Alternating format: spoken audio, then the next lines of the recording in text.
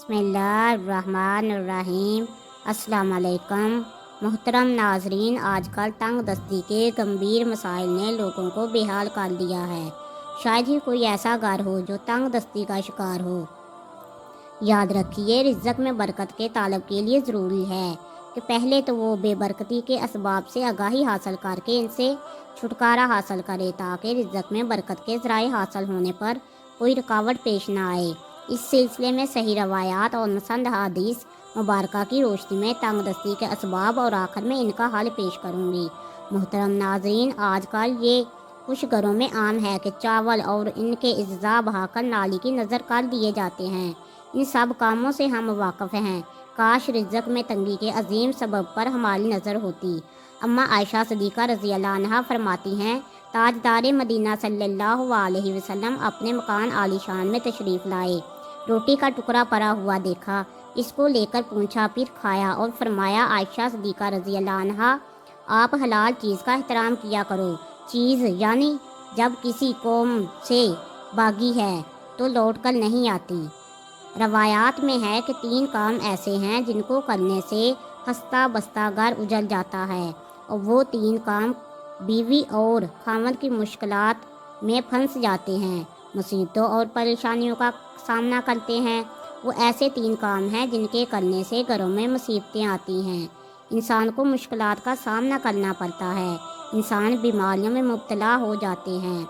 हज़रत अली रज़ी अल्लाह अन्हा से जानते हैं कि वो 3 काम कौन से हैं जिनके करने से मियाँ और बीवी में मुश्किलात में फंस जाते हैं, हंसते फंसते घर बर्बाद हो जाते हैं।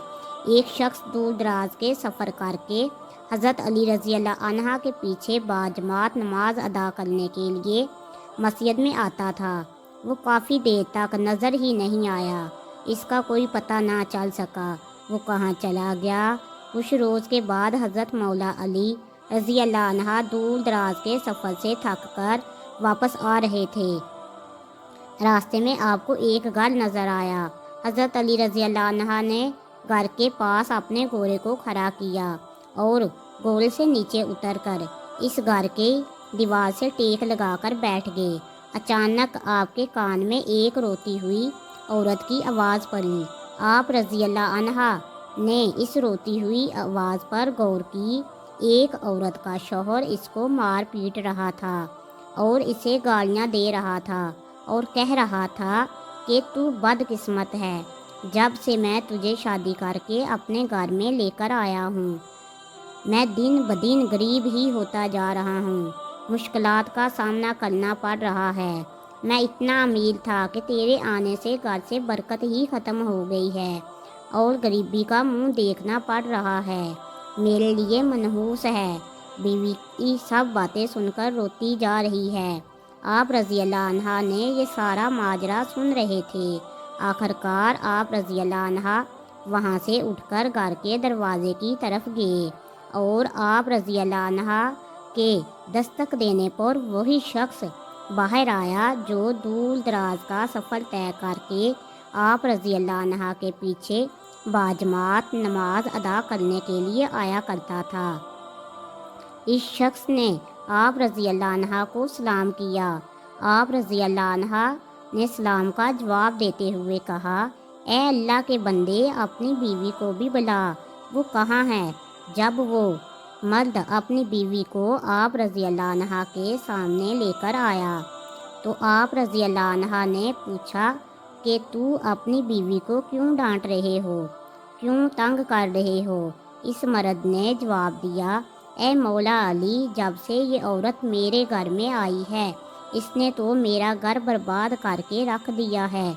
दूसरी औरतें लड़के पैदा करके घर को खुशहाली लाती हैं, इसने मेरे घर में गुर्बत पैदा करके घर को बर्बाद कर दिया है। दूसरी औरतों के घर लड़कियां पैदा होती हैं तो वो घर रहमतों से भर जाता है, इसने मेरे घर में ज़वाल को जन्म दिया है।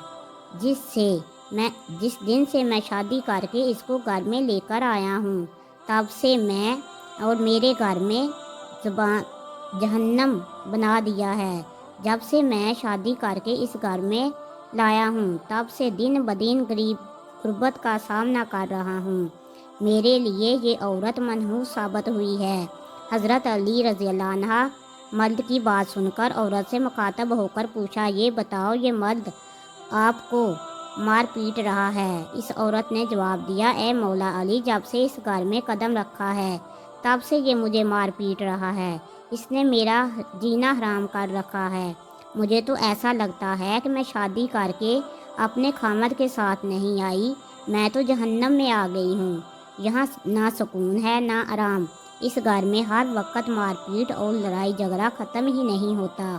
میں غریب ماں باپ کی بیٹی ہوں۔ جب یہ مرد کے گھر والے میرا رشتہ کرنے کے لیے گھر گئے تھے تو انہوں نے کہا تھا کہ ہم نے جہیز نہیں لینا، ہمارے گھر میں اللہ کا دیا ہوا سب کچھ ہے۔ جب سے یہ مجھے شادی کر کے لے کر آیا ہے تب سے اس گھر میں لڑائی جھگڑے ختم ہونے کا نام ہی نہیں لیتے۔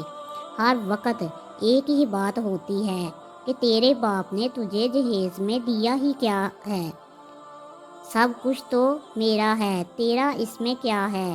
یہ مرد مجھے ہر وقت غیر مردوں اور عورتوں کے سامنے مارتا ہے اور ذلیل و خوار کرتا ہے، مجھے ہر وقت تانے دیتا رہتا ہے کہ تیرے باپ نے تجھے دیا ہی کیا ہے۔ جب باہر جاتا ہے تو بڑا پرہیزگار بن جاتا ہے، جیسا کہ اس جیسا دنیا میں کوئی اور بندہ ہے ہی نہیں، لیکن جب گھر کے اندر داخل ہو جاتا ہے اس کا رویہ میرے ساتھ سلوک بہت ہی برا ہو جاتا ہے۔ میرے ساتھ تو یہ بندہ فرعون جیسا سلوک کرتا ہے، گھر میں آتے ہی مجھے مارنا شروع کر دیتا ہے۔ میں تو اس بندے سے بہت تنگ آ گئی ہوں جو مجھے ہر وقت تانے دیتا ہے اور اس گھر سے باہر جانے کو کہتا رہتا ہے۔ میرے والدین کا وصال ہو چکا ہے، میرا اس کے علاوہ اس دنیا میں کوئی اور سہارا نہیں۔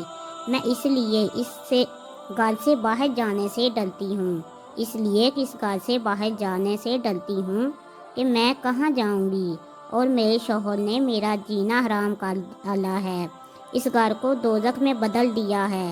حضرت علی رضی اللہ عنہ نے دونوں کی باتیں سن کر شوہر سے فرمایا کہ یہ بات نہ کہا کرو، اسے شادی کی ہے تو میرے گھر میں غربت آئی ہے۔ یہ انسان کی اپنی غلطیاں ایسی ہوتی ہیں جن کی وجہ سے اللہ تعالیٰ اس کے گھر میں تنگی کو حکم دے دیتا ہے۔ دنیا کی ہر بیماری، مشکلات، غربت، مصائب اللہ تعالیٰ کے سامنے ایسی حرکت کرتی رہتی ہیں، اللہ تعالیٰ ان کو حکم دیتا ہے کہ فلاں گھر میں جا کر، کیونکہ اس بندے آتے ہی جو بیماریاں اور غربت خود بخود دعوت دیتا ہے۔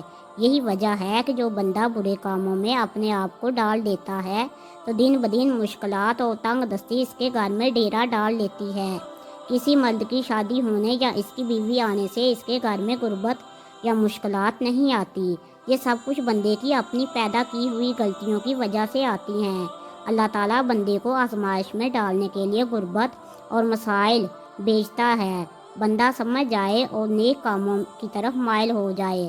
حضرت علی رضی اللہ عنہ نے فرمایا کہ 3 ایسے کام ہیں جن کو کرنے سے گھر تباہ ہو جاتے ہیں۔